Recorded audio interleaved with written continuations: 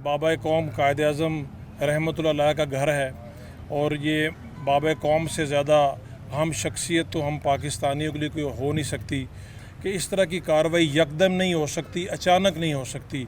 ये बाकायदा एक मनसूबा बंदी के तहत सब कुछ किया गया है। इतने बड़े घर को, बिल्डिंग को इस तरीके से जलाना कि कोई चीज़ यहाँ पर बचे ही मत।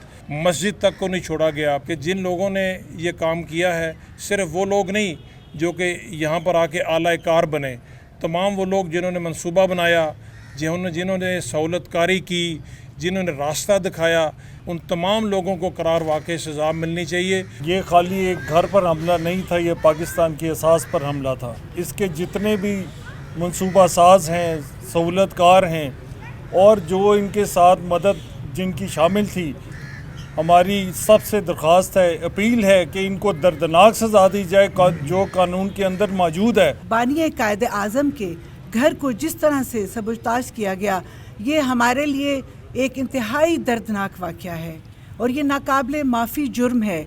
इसमें जो भी साजिश में जो भी इसका शिकार हुए वो सब लोग, और इसके अलावा जो इसके पीछे जिनका हाथ है, उनको माफ़ करना किसी तौर भी जो है हम उसकी इजाज़त नहीं देते। ये वाक़या नहायत ही दिलखराश वाक़या है और इस तरह के वाक़या को हम कंडेम करते हैं और तमाम इदारों से और तमाम जो स्टेक होल्डर्स हैं उनसे गुजारिश की जाती है कि इन जो ये फसादी हैं उनको करार वाक़ई सज़ा होनी चाहिए।